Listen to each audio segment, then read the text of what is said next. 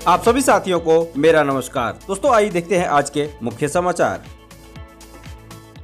आइए दोस्तों लेते हैं पहले समाचार को। अपनी स्क्रीन पे आप देख सकते हैं, जल्द ही बढ़ सकता है सरकारी कर्मचारियों का डीए, कर्मचारियों और पेंशनर्स को होगा इतना फायदा। दोस्तों इस समाचार को देखने के बाद हम ये देखेंगे कि वर्तमान समय में आपके वेतन के साथ कितने प्रतिशत का डीए आपको मिल रहा है और कितने प्रतिशत का अभी शेष है। इसके साथ ही हम ये देखेंगे कि भविष्य में आने वाले समय में कितनी बढ़ोतरी आपके डीए में हो सकती है और साथ में उसकी गणना विधि को भी जानेंगे कि किस प्रकार से आप जान पाएंगे कि जो डीए बढ़ेगा तो आपके वेतन में कितने रुपए की बढ़ोतरी होगी। आप कैसे इसे जान पाएंगे, बहुत ही सरल तरीके से इसे जान लेंगे। लेकिन फिलहाल दोस्तों आइए इस समाचार को सबसे पहले देख लेते हैं।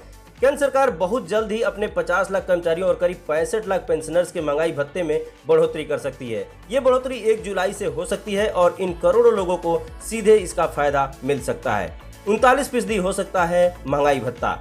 अब ये कैसे होगा, इसकी गणना अभी हम करके आपको बताएंगे।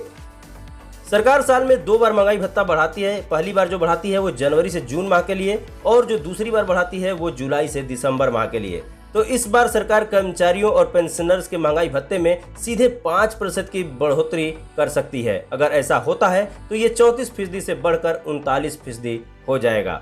महंगाई भत्ते में बढ़ोतरी का फैसला सरकार AICPI इंडेक्स के आधार पर करती है। मार्च 2022 के आंकड़ों में इस इंडेक्स में 1 पॉइंट का इजाफा हुआ था और ये 126 पॉइंट पर पहुंच गया था। तब से उम्मीद की जा रही है कि सरकार जुलाई से दिसंबर की अवधि के लिए महंगाई भत्ता को बढ़ा सकती है। हालांकि अभी अप्रैल, मई और जून 2022 के लिए AICPI के नंबर आना बाकी हैं। अगर ये मार्च के स्तर से ऊपर रहता है तो सरकार का महंगाई भत्ता बढ़ाना लगभग तय है। वैसे देश में महंगाई का बुरा हाल है। अप्रैल में खुदरा महंगाई की दर की बात करें तो 7.9% के रिकॉर्ड उच्च स्तर पर पहुंच गई है, जबकि खाद्य मुद्रास्फीति की दर 8.38 रही। महंगाई भत्ते की ये दर पिछले 8 साल के उच्च स्तर पर है।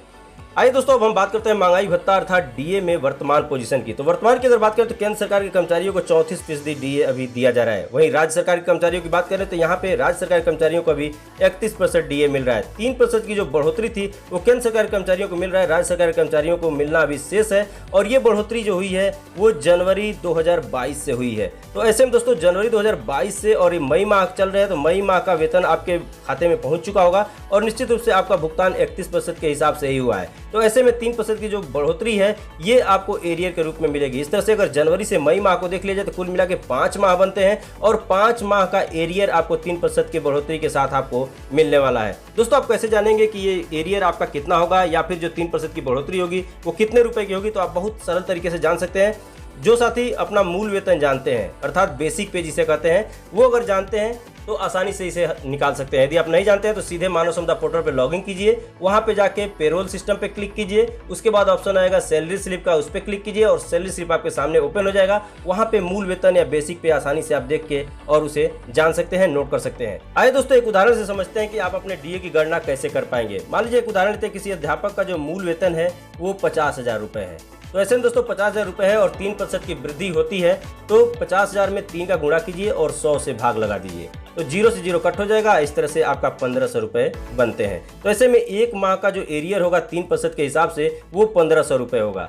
अब ये चूंकि जनवरी 2022 से लागू है तो जनवरी से और मई तक यदि जून के माह से अगर 3% की वृद्धि आपको मिल जाती है, आपका वेतन जो है 34% महंगाई भत्ते के हिसाब से जून का आता है तो आपका 5 महीने का जनवरी से और मई तक होते हैं 5 महीने, तो 5 महीने का एरियर आपको बनेगा। तो 5 में 1500 का मल्टीप्लाई कर दीजिए तो कुल मिला के आपका 7,500 रुपए एरियर बनता है। इसी तरह से हर शिक्षक साथी या जो भी कर्मचारी हो अपने मूल वेतन में परसेंटेज का गुणा करके 100 का भाग लगा देंगे, जितना आएगा उनके 1 महीने का वो एरियर होगा और उसके हिसाब से जितने माह का बचा है उसमें मल्टीप्लाई कर दे तो वो उतना आ जाएगा। तो इस प्रकार से आप भी जान सकते हैं कि आपके महंगाई भत्ते में जो वृद्धि हुई है वो कितने % की आपके वेतन में वृद्धि करेगा, या फिर आप ये भी जान सकते हैं कि आपके जो महंगाई भत्ते में वृद्धि बाकी है वो कितने % का एरियर आपके वेतन के साथ मिलने वाला है, कितना आपका अवशेष है। तो दोस्तों इस प्रकार से आप भी काउंट कर सकते हैं। कोई क्वेरी हो तो आप कमेंट सेक्शन में क्वेरी कर सकते हैं। आइए दोस्तों देखते हैं अगले समाचार को।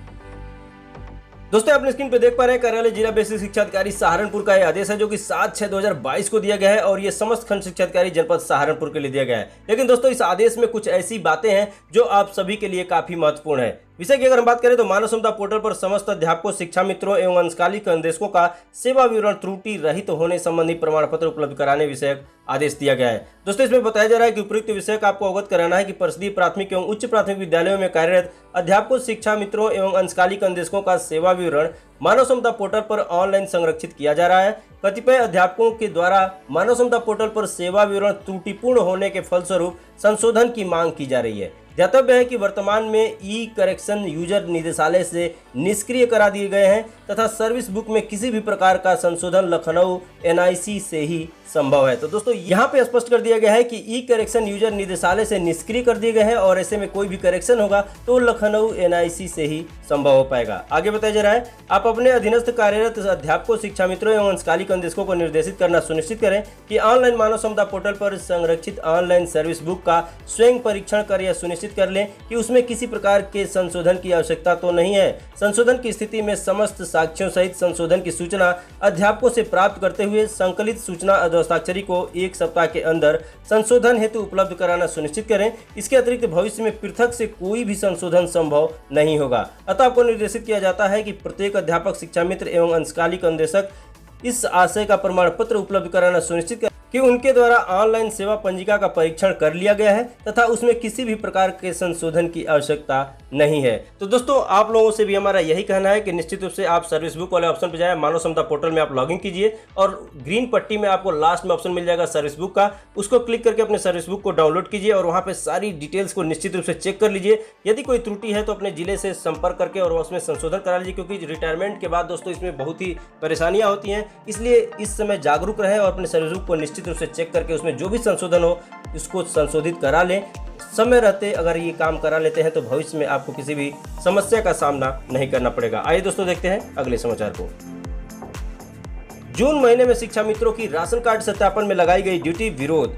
दोस्तों, बुलंदशहर से न्यूज है। राशन कार्ड सत्यापन कार्य में ड्यूटी लगाए जाने के विरोध में सोमवार को शिक्षा मित्रों ने प्रदर्शन किया। मानदेय विहीन जून महीने में ड्यूटी लगाए जाने के विरोध में एकत्रित होकर नारेबाजी करते हुए तहसील पहुंचे शिक्षा मित्रों ने प्रदर्शन कर एसडीएम को ज्ञापन सौंपा है। प्रदर्शनकारियों ने तुरंत ड्यूटी से हटाए जाने की मांग की। शिक्षा मित्र संघ अध्यक्ष मुकेश शर्मा ने कहा कि जून माह में शिक्षा मित्रों को कोई मानदेय नहीं मिलता। शिक्षा मित्रों का संविदा वर्ष 1 जुलाई से 31 मई तक रहता है, लेकिन मानदेय विहीन जून महीने में शिक्षा मित्रों की ड्यूटी राशन कार्ड सत्यापन में लगाई गई है। तो इसी का दोस्तों विरोध हो रहा है कि जून में उन्हें कोई मानदेय मिलता नहीं है और ऐसे में जून माह में वो ड्यूटी करेंगे तो उसके बदले में कुछ न कुछ पारितोषिक मिलना चाहिए। इसी का विरोध हो रहा है और यहाँ पे इसका विरोध शिक्षा मित्रों ने किया है। तो दोस्तों, ये रहे अब तक के मुख्य समाचार। वीडियो अगर अच्छे लगे तो लाइक कर दीजिएगा, चैनल को अभी सब्सक्राइब नहीं किया तो सब्सक्राइब कर लीजिएगा। मिलते हैं नेक्स्ट वीडियो में, तब तक के लिए नमस्कार।